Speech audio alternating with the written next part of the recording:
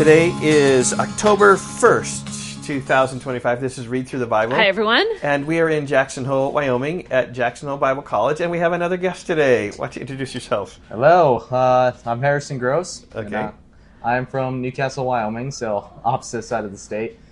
And I came to know this college through my two older siblings that came here. And so... and their names were Hannah and... Ramsey. And were they... like Hannah's or Hannah knew Steffi's here? Steffi. Yep, Hannah and Steffi. And then Ramsey, he came 2 years ago. And then, obviously, I'm here with David, so... Okay. And so, yeah, what have you been enjoying? What's the highlight so far? You've only been here like a month or so. Yeah, I mean, to be honest, I can't believe a month has already gone by. It's been going a little quick, but I have enjoyed a lot of the teachings here. Great. I have learned just how to have a more in-depth study of the Bible than I ever... It's given me a whole new perspective. Okay. That's Well, great. Well, it's helped for us for three of our daughters have gone here. They've been great. Now David is here, and he's learning a lot, I'm sure.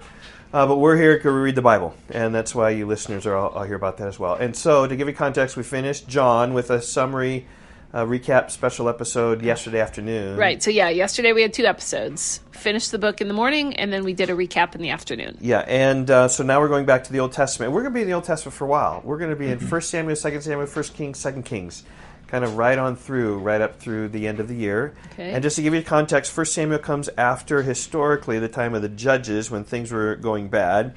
And Samuel's really the last of the judges, if you will. And He kind of crosses over into a new era for yeah, them. we're going to see the crossing over from judges to kings. Right. So Samuel's going to anoint Saul as a king. He's going to anoint David as a king as well here in the book of 1 Samuel. So let's just go in. We're going to hear meet about Samuel. right here in chapter Right. 1. So it starts like this.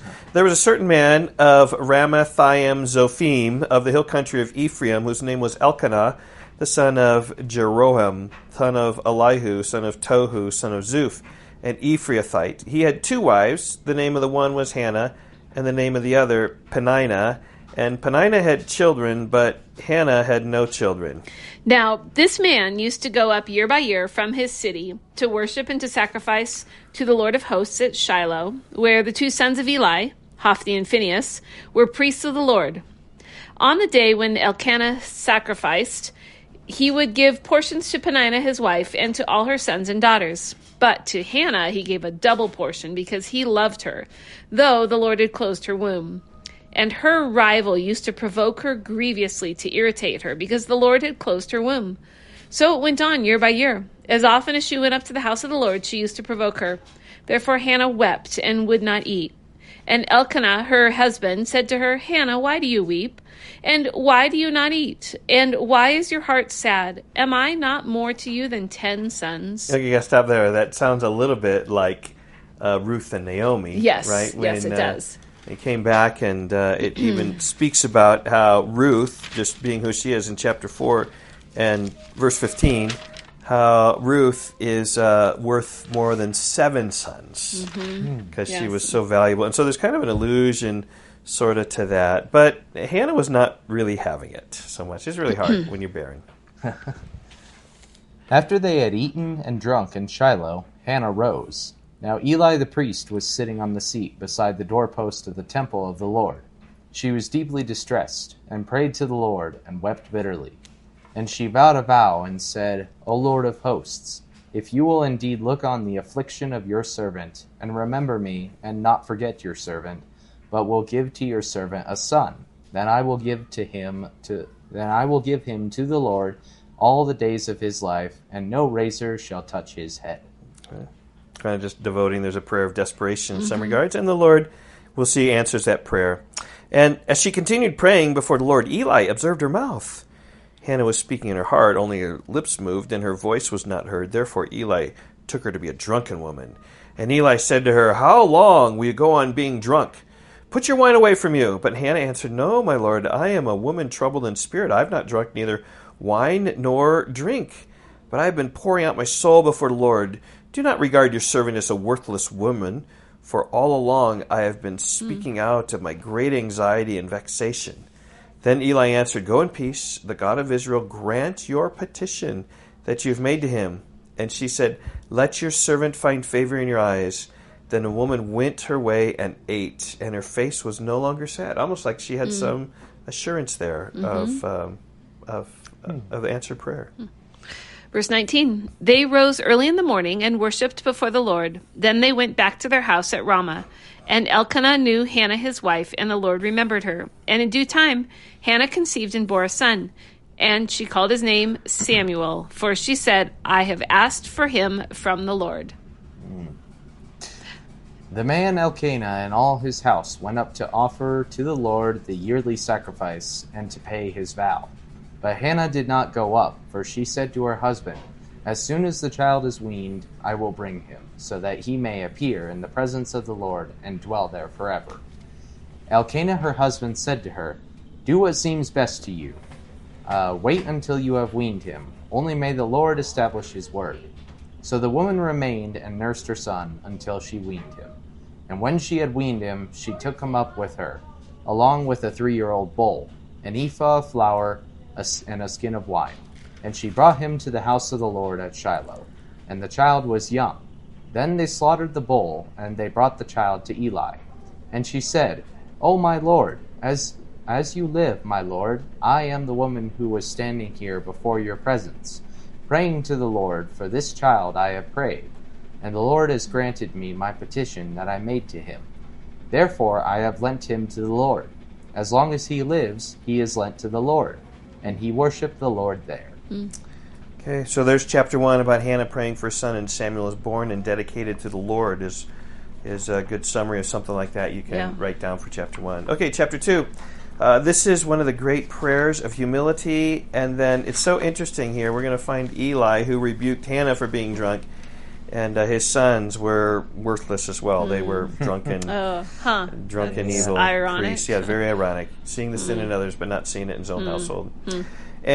And okay, so this prayer is a lot like Psalm 113, and it is the reality of the way God works. He looks at the humble. And Hannah prayed and said... And it's also like Mary's Magnificat, too, right? Right, yes, it is. My heart exults in the Lord. My horn is exalted in the Lord. My mouth derides my enemies, because I rejoice in your salvation. There is none holy like the Lord, for there is none besides you. There is no rock like our God. Talk no more so very proudly. Let no arrogance come from your mouth, for the Lord is a God of knowledge, and by him actions are weighed. The bows of the mighty are broken, but the feeble bind on strength. Those who were full have hired themselves out for bread, but those who were hungry have ceased to hunger. The barren has borne 7, but she who has many children is forlorn. The Lord kills and brings to life. He brings down to Sheol and raises up. The Lord makes poor and makes rich. He brings low and he exalts. He raises up the poor from the dust. He lifts the needy from the ash heap to make them sit with princes and inherit a seat of honor. It's Psalm 113. Yep. For the pillars of the earth are the Lord's, and on them he has set the world. He will guard the feet of his faithful ones, but the wicked shall be cut off in darkness. For not by might shall a man prevail. The adversaries of the Lord shall be broken to pieces. Against them he will thunder in heaven. The Lord will judge the ends of the earth. He will give strength to his king, and exalt the horn of his anointed. Then Elkanah went home to Ramah, and the boy was ministering to the Lord in the presence of Eli the priest.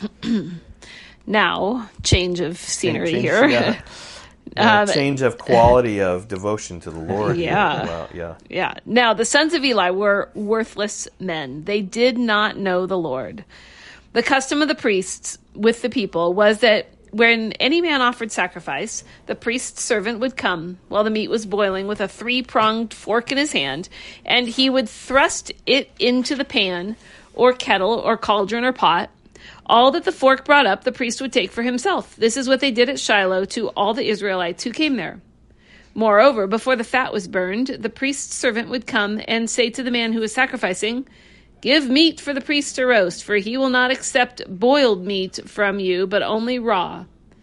And if the man said to him, Let them burn the fat first and then take as much as you wish, he would say, Nope, you must give it now, and if not, I will take it by force. Thus, the sin of the young men was very great in the sight of the Lord, for the men treated the offering of the Lord with contempt. Yep. Just eating what they shouldn't have been eating. What's really Greedy. Yeah, and these are men of God, so Yeah. real good examples to live by. That's Right, right. sons of the priest, which says something about Eli, I think. It does, yes. Samuel was ministering before the Lord, a boy clothed with a linen ephod. And his mother used to make for him a little robe and take it to him each year. Can you when- just picture It's so a little baby cute. robe or I whatever? know. Like, it's really cute. Let's see, where was I at? Oh. And take it to him each year when she went up with her husband to offer the yearly sacrifice. Then Eli would bless Elkanah and his wife, and say, May the Lord give you children by this woman for the petition she asked of the Lord. So then they would return to their home. Indeed, the Lord visited Hannah, and she conceived and bore 3 sons and 2 daughters. And the boy Samuel grew in the presence of the Lord. Now, Eli was very old, and he kept hearing all that his sons were doing to Israel, and how they lay with the women who were serving at the entrance to the tent of meeting. So not only Yeah. taking the sacrifice and teaching that with contempt, but also adultery, sexual sin. Yeah. Yeah. And he said to them, interesting response here, why do you do such things? For I hear of your evil dealings from all these people. No, my sons, it's no good report that I hear the people of the Lord spreading abroad. If someone sins against a man, God will mediate for him. But if someone sins against the Lord, who can intercede for him? But they would not listen to the voice of their father, for it was the will of the Lord to put them to death. One thing really interesting here is just, I mean, Eli spoke to them, but again, it's like you gotta punish them with the rod, as Proverbs says. Yeah. Yeah. Yeah, well, they're probably too There's- old for that in many ways. And But when they had were forsaken younger. it when they were younger, for Yeah. sure. When they were younger. Yeah, I think he neglected that. Yeah.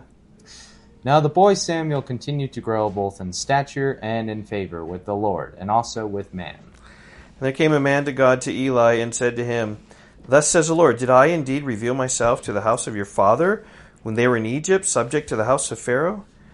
Did I choose him out of all the tribes of Israel to be my priest, to go up to my altar, to burn incense, to wear an ephod before me? I gave to the house of your father all my offerings by fire from the people of Israel.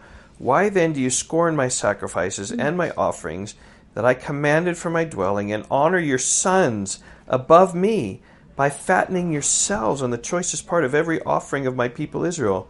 Therefore the Lord, the God of Israel, declares, I promised that your house and the house of your fathers should go in and out before me forever. But now the Lord declares, Far be it from me, for those who honor me I will honor, and those who despise me will be lightly esteemed. Behold, the days are coming when I will cut off your strength and the strength of your father's house, so there will not be an old man in your house. Then in distress you will look with envious eye on all the prosperity that shall be bestowed on Israel, and there shall not be an old man in your house forever. The only one of you whom I shall not cut off from the altar shall be spared to weep his eyes out, to grieve his heart. Of all the descendants of your house shall die by the sword of men. And that shall come upon your 2 sons, Hophni and Phinehas, will be assigned to you. Both of them shall die on the same day. Right, we see that in chapter 4. And I will raise up for myself a faithful priest, who shall do according to what is in my heart and in my mind, and I will build him a sure house, and he shall go in and out before me, my anointed forever. Maybe an allusion to Jesus there. We hear that Yeah. Jesus is prophet, priest, and king. Yeah. Right, and he was the king of David, and he was the prophet that David promised. And here is this man of God to Eli promising that this person's going to raise up to be a faithful priest like no other. Could be right here that a priest is given. And everyone who is left in your house shall come to implore him for a piece of silver or a loaf of bread, and shall say, Please put me in one of the priest places, that I may eat a morsel of bread. Wow. Okay, so as we our custom are doing in the end of our readings, we just kind of look and summarize what this is. And chapter 2 is the Hannah song, and then Hophni and Phinehas' sin. And Hophni and Phinehas ignore their father's rebuke and prophesied they'll die on the same day. Yeah. We Yeah. find Also, out- maybe about this priest as well. Find out later, it does not go well for them. That's right. Right. Okay, we will see you tomorrow. Okay, bye-bye. Goodbye. Bye.